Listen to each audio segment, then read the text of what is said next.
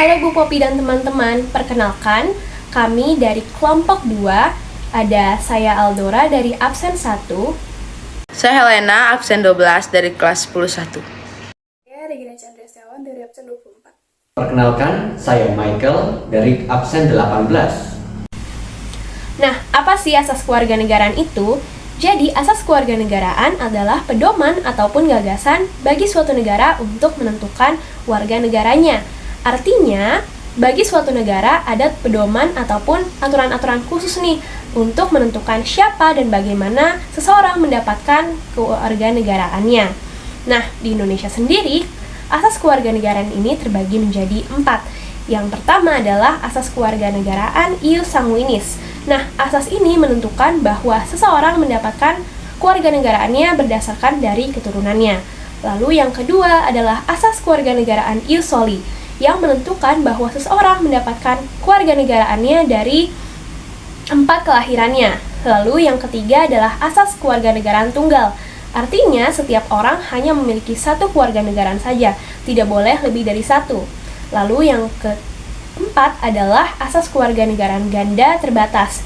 Nah, asas kewarganegaraan ganda terbatas ini berlaku bagi anak-anak di bawah usia 18 tahun yang memiliki 2 kewarganegaraan. Namun pada usia 18 tahun mereka harus memilih dari antara 2 kewarganegaraan tersebut untuk menjadi kewarganegaraan mereka. Emangnya penting ya seseorang tuh memiliki kewarganegaraan? Penting dong memiliki kewarganegaraan, artinya keberadaan kita dan hak kita di suatu negara diakui. Kewarganegaraanlah yang memberikan kita status sebagai penduduk resmi dari suatu negara yang kita tinggali. Dengan kewarganegaraan, kita mendapat perlindungan dari negara dan juga hak-hak dalam hukum.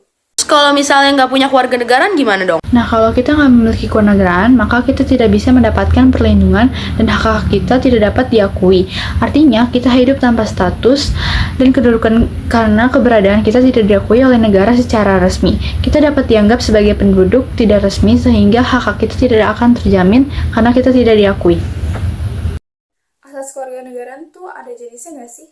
Ada dong, asas kewarganegaraan dibagi menjadi 2 jenis, yaitu yang umum dan yang khusus. Nah, yang khusus itu dibagi lagi menjadi 4, yaitu ada asas ius sanguinis, asas ius soli, asas kewarganegaraan tunggal, dan asas kewarganegaraan ganda. Kemudian, yang asas kewarganegaraan yang khusus itu dibagi lagi menjadi 8. Yang pertama ada asas kepentingan nasional, asas perlindungan maksimum, asas persamaan di dalam hukum dan pemerintahan, asas kebenaran substantif, asas non-diskriminatif, asas pengakuan dan penghormatan terhadap hak asasi manusia, asas keterbukaan, dan asas publik. Kalau asas kewarganegaraan umum, aku sudah tahu. Tapi kalau asas kewarganegaraan khusus, aku belum tahu nih. Bisa kamu jelasin nggak? Oke, mulai dari asas kepentingan nasional ya. Jadi asas kepentingan nasional adalah asas yang menentukan bahwa peraturan kewarganegaraan mengutamakan kepentingan nasional yang bertekad mempertahankan kedaulatannya sebagai negara kesatuan yang memiliki cita-cita dan. Oh begitu. Kalau asas perlindungan maksimum gimana? Nah, jadi asas perlindungan maksimum adalah asas yang mengatur bahwa pemerintah harus melindungi warga negaranya walaupun berada di luar negeri. Jadi, sebagai warga negara, kita mempunyai hak untuk mendapatkan perlindungan dari pemerintah, maupun kita di dalam negeri maupun di luar negeri. Contohnya nih, kita terdakwa dan kita harus dibawa ke pengadilan di luar negeri maupun dalam negeri. Kita berhak mendapatkan pengacara untuk membela kita. Dan juga kita berhak mendapat pembelaan dari negara ketika kita bermasalah di luar negeri. Itu adalah bentuk hak yang diberikan kepada kita sebagai warga negara resmi Indonesia. Oh, berarti artinya kita sebagai warga negara Indonesia mendapat perlindungan sebagai hak warga negara. Nah, tapi kalau misalnya asas persamaan di hukum dan pemerintahan itu apa? Diskriminatif itu asas yang tidak membedakan perlakuan dalam segala hal ihwal yang berhubungan dengan warga negara atas dasar suku, ras, agama, golongan, jenis kelamin, dan gender. Terus asas kebenaran substantif itu apa? Nah, kalau asas kebenaran substansif itu artinya proses kewarganegaraan seseorang itu nggak hanya bersifat administratif, namun juga harus disertai substansi dan juga bukti-bukti agar permohonan seseorang untuk mendapatkan kewarganegaraan itu dapat dipertanggungjawabkan.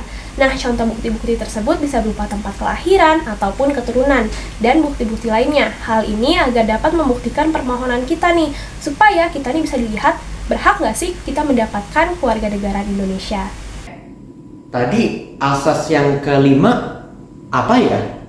Asas non apa namanya sih? Oh, asas non-diskriminatif. Nah, itu dia. Maksudnya kayak gimana ya?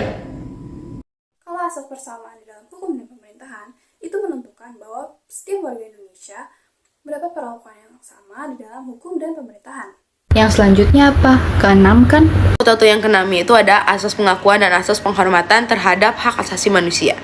Nah, asas ini tuh adalah asas yang dalam segala hal ihwal yang berhubungan bahwa warga negara harus menjamin, melindungi, serta memuliakan hak asasi manusia pada umumnya dan hak warga negara pada khususnya. Lalu ada juga asas keterbukaan yang adalah prinsipnya menekankan pentingnya transparansi dan akses informasi publik dalam penyelenggaraan negara dan pemerintahan. Artinya kita diperbolehkan mengetahui informasi-informasi mengenai penyelenggaraan negara seperti pembentukan undang-undang baru. Nah, yang terakhir apa ya? Yang terakhir adalah asas publisitas, di mana apabila seseorang mendapatkan atau kehilangan kewarganegaraan Republik Indonesia, maka dia akan disiarkan di dalam berita supaya masyarakat bisa mengetahuinya. Nah, kita udah belajar kan tadi asas kewarganegaraan khusus itu seperti apa. Nah, itu bukti kalau penting loh untuk kita mendapatkan kewarganegaraan, karena dengan mendapatkan kewarganegaraan artinya kita memiliki bukti-bukti dan juga hak-hak yang dapat dipertanggungjawabkan. Kita mendapatkan hak-hak dari pemerintah, sehingga hal itu membuat penting bagi kita untuk memiliki kewarganegaraan.